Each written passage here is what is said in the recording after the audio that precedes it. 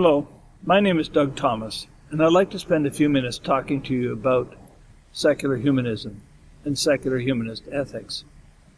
Before I do that, I really wonder if you might think that you've never met an agnostic or an atheist before. Well, 20 to 25% of the Canadian population are non-believers, so chances are you have met an agnostic or an atheist, maybe even today, and just didn't realize it, because we're no different from any other people.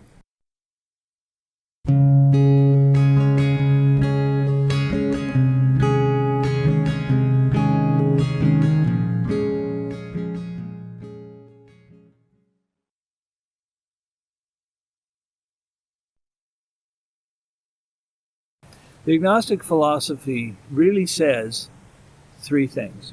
First of all, we agnostics do not accept something as true unless there's empirical evidence. So, in other words, we need to have either scientific evidence or social empirical evidence to consider something to be true. The second thing that's true of us agnostics is that we are comfortable not knowing.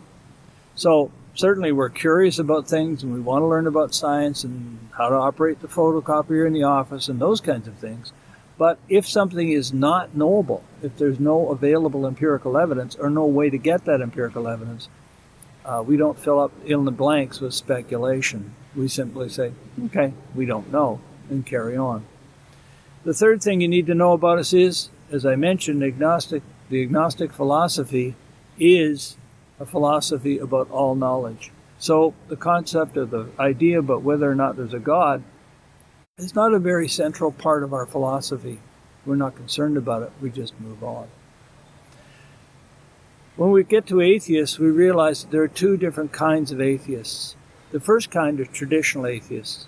These are people who say, there is no God. That's a pretty definite statement, and of course, they get annoyed with us agnostics because we say to them, well, if there's no God, how do you prove that? Where's your empirical evidence?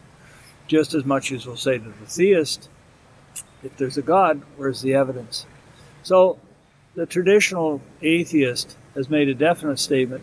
Most of the time, they carry on with secular humanist philosophy without a problem, and in fact, are positive contributors to society. A very few of them think that religion is a negative thing and that it causes more harm than good, and sometimes they speak out about that. The second kind of atheist is more common in Canada. They're called postmodern atheists, and they will say, I don't believe in God. Now that's an entirely different statement philosophically than the first statement made by the traditional atheist. So when they say, I don't believe in God, what they're likely to say to a theist or a person who does believe in God, I don't share your belief, and move on from that. So with those two kinds of atheism, I'd like you to try to connect some dots with me. Remember I said that agnostics don't accept things without empirical evidence. In other words, they don't believe things. Dot number two is that postmodern atheists say, I don't believe in God. So that brings us to dot number three. Agnostics are, by default, postmodern atheists.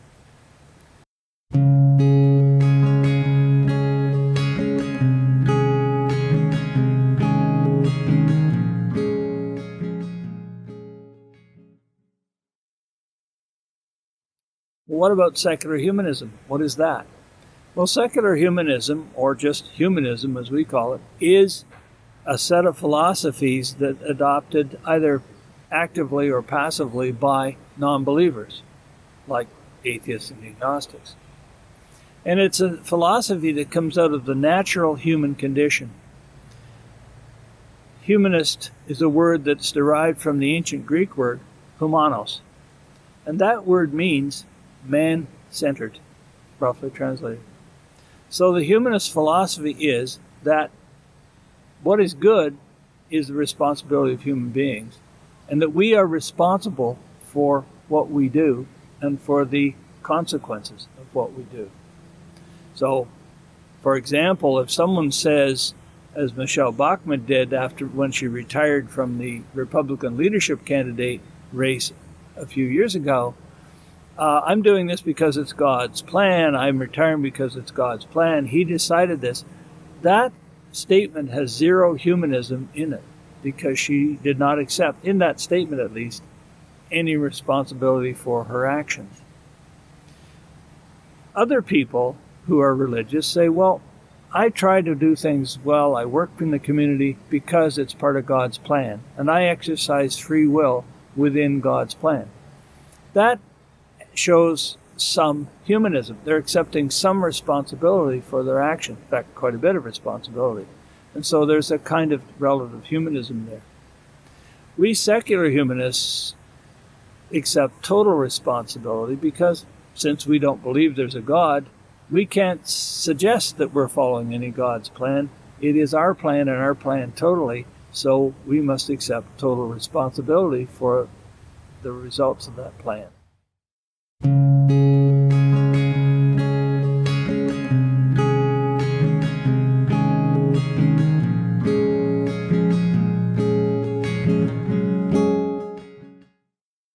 So how do humanists come up with any set of ethics? Well, first of all, humanists do read some of the religious books. Most Canadian humanists have read the Bible, or at least part of it. Many Canadian humanists have read the Quran, or part of it. We've read other religious books. Sometimes some of us have read parts of the Gitas, which are the Hindu literature. And we do take ideas from those. We don't reject them completely. It's just that we don't accept that they're the word of some supreme being. So with that wide range of knowledge, plus the knowledge of Greek philosophers and medieval philosophers and Renaissance philosophers and even modern philosophers, we can get some ideas about what we want to work on. Doesn't mean we're going to follow those ideas. It means we're going to look at them, consider them, and use them as touchstones for our own action. Now, what's the basis of the ethics, though? That's still only, as I said, a kind of reference point.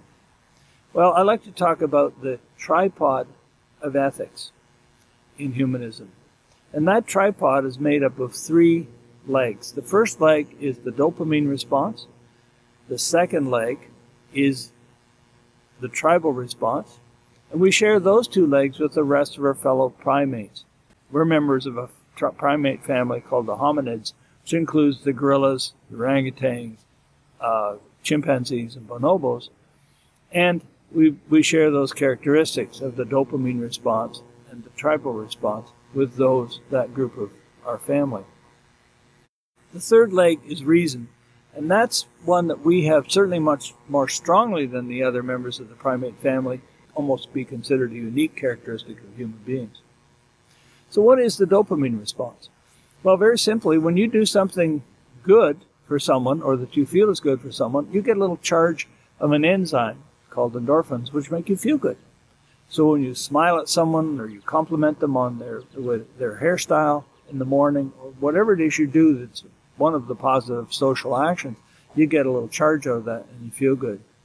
Maybe you let someone into the Tim Hortons ahead of you, which makes you feel good, at least until you realize they're now ahead of you in line. And that means that we can function with each other quite nicely, and we do a lot of positive things for each other. However, the dopamine response has two negative characteristics as well. The first one is that it is subjective. I may think I'm doing something good for that person, and I may feel good doing it, when in fact I've done something that's hurtful. So if instead of complimenting them on their hairstyle in the morning, I criticize that hairstyle, or say, you know, your hair needs this or your hair needs that, I may feel I've done a good thing and I may feel good about it, but in reality, it may have been hurtful to you because you spent quite a bit of time on your hair to get it the way you like it. Okay? So it can be negative without me realizing it. The second characteristic of the dopamine response is that it can make us a bit naive. If we think that what we're doing is good and set aside caution because of that, we could put ourselves in danger. For example, if a child thinks that the right thing to do is to go and help a stranger look for the lost puppy, because obviously puppies give them a dopamine response right away, just the very thought of a puppy, that child is potentially in danger. So those are two flaws that the dopamine response has. The tribal response is a kind of group response that means that we work together to accomplish goals. And that can be very, very positive. For example, if you're on a school team, the debating team, the curling team, I don't know, the soccer team, whatever, you're part of a little tribe. And that tribal response leads you to better teamwork, you work together, you work to solve problems, and so on. And that's a very positive human characteristic, and one of the reasons that we have become the dominant species on the planet. However, that tribal response also, as I'm pretty sure you've figured out, have negative characteristics or negative results as well. When, in fact, the rivalry between two teams gets so intense that you get into nastiness on the sports field, that is, in fact, the negative aspect of tribal response. It's just that you think your team is so important that you forget about that the fellow on the other team has just as much right to be positive about his team as you do. Then it's a negative response. And of course, on the national level, we see the tribes that we call nations sometimes going to war, and that is a terrible, terrible negative response. So tribalism needs some assistance in governance too. And that brings in the third leg of the tripod. And that leg is, as I mentioned before, reason. We human beings must use reason in order to control the dopamine response and the tribal response by considering, stepping back, and thinking about the consequences of our actions, about the consequences of simply the dopamine response or the tribal response, and just going with them.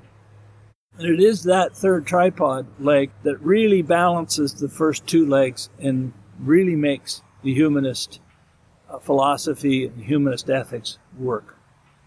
So we see that we have that tripod. It's a very stable structure, and we humanists, without any belief in God or without any belief in supreme beings, can in fact develop a set of ethics and use them for positive community effects. Now, what is humanism and what kind of movement is it? Well, some people say it's sort of like a church, but it isn't. In the sense that, first of all, there's no belief in a supreme being, and secondly, there's no top-down leader or dogma. Humanist organizations are facilitation groups. We facilitate people getting together and working together positively to help each other out. We facilitate people coming to get help with personal problems. Atheists and agnostics have the same daily problems and life problems than anyone else does, and it's nice to have someone we can go to with those problems who has a similar philosophy to ours. So that's why what humanist organizations do. And we try to work in cooperation with the rest of the community to ensure that we protect two really important characteristic Canadian rights. One is the right to freedom of religion. So we do protect the right of religions to exist and to carry on their religious practices as long as they don't do any harm to others. On the other hand, we also protect the right to freedom from religion.